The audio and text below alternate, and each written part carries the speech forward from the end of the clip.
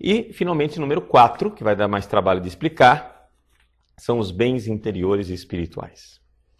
O que quer dizer esses bens interiores e espirituais? Aqui que fica a coisa mais difícil de entregar de explicar. Porque as pessoas têm que entender que não é uma coisa automática, né? A consagração não é uma mágica. É um estilo de vida em que eu me entrego à Virgem Santíssima. Então, em que consiste na prática real e concreta essa entrega dos bens interiores espirituais? Bom, vamos ver o seguinte. Primeiro vamos explicar o que são esses bens espirituais. Olha só. Aqui nós temos novamente uma dificuldade com os nossos irmãozinhos protestantes. Porque é o seguinte, com a história da sola fide deles, que somente tem a fé, os seres humanos não têm mérito nenhum, etc e tal, o negócio fica complicado deles entenderem. Mas vamos entender aqui, sem polêmica com os protestantes, vamos entrar aqui na explicação católica. Vejam só.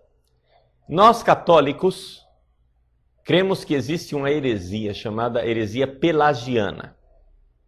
O que é a heresia pelagiana? É o seguinte, é o cara achar que ele vai ser salvo pelas suas forças. Entendeu? Eu tenho mérito, né? Eu tenho força, eu venço o pecado, eu não preciso da ajuda da graça de Deus. Pelágio, ele era um monge muito virtuoso, muito ascético, era um monge muito cheio de Deus, isso e aquilo, etc. Só que ele pecou por um problema. O problema dele chama-se soberba. Ele era tão virtuoso que ficou vaidoso demais e pecou por soberba, né? E ele achava que Jesus morreu na cruz e nos deu exemplo, ponto. É claro que Jesus morreu na cruz e nos deu exemplo. Mas mais do que isso, ele nos deu a graça, né? Ele não nos deu somente o exemplo, ele nos deu a graça e a possibilidade de nós vencermos o mal e o pecado. Então, o que é que acontece? Nós católicos cremos, e nisso aqui nós estamos em perfeita sintonia com os protestantes, nós cremos que o ser humano não é capaz de se salvar. Portanto, até mesmo o primeiro passo, o primeiríssimo passo na direção de Deus, não é? Com a fé, eu já tenho a graça de Deus me sustentando ali. Ou seja, Deus já me sustenta, Deus já me ajuda a ter fé na palavra de Deus e a me entregar. O primeiríssimo passo no meu caminho de santificação. Sim. E ali a graça vai, então, agindo em mim. Só acontece o seguinte. Uma vez que eu entrei na vida da graça, eu faço atos bondosos, atos de amor, atos de sacrifício, de entrega, de abraçar a cruz, etc. Estes atos que são sustentados pela graça de Deus, lembre-se, né, nós não somos pelagianos, não é o homem quem faz isso, é a graça de Deus, mas esses atos não deixam de ter uma colaboração minha. Por quê? Porque tem envolvido ali a minha liberdade. Ou seja, a força que sustenta é a graça. A força que ocasiona a minha capacidade de fazer tudo isso é a graça. Mas eu tenho a minha liberdade.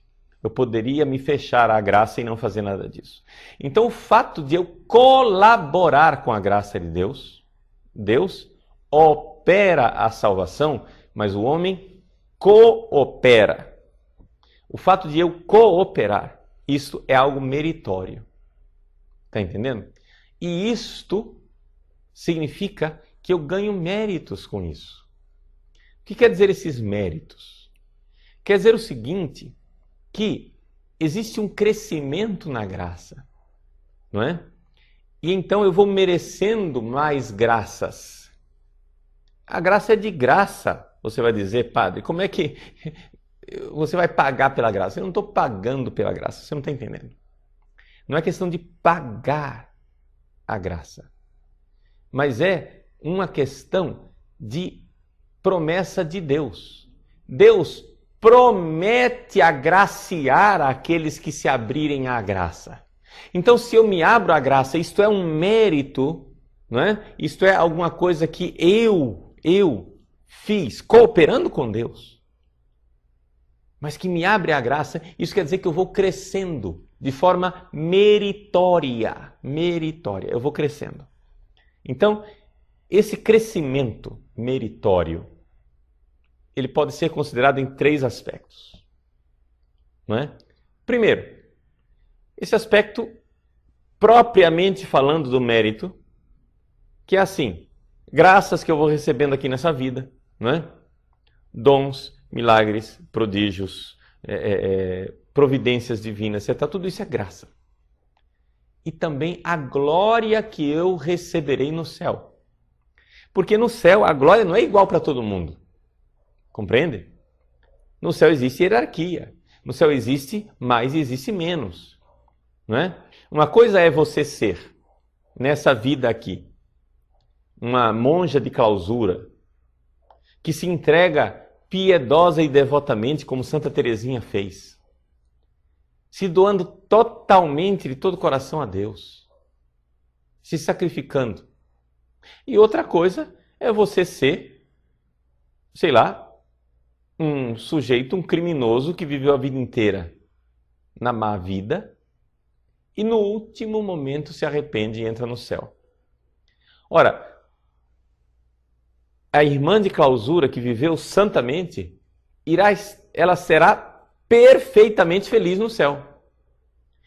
E o criminoso que se entregou na última hora será perfeitamente feliz no céu, só que com perfeições diferentes. Para você entender, usando a comparação, o mar, que é Deus, ele se derrama todo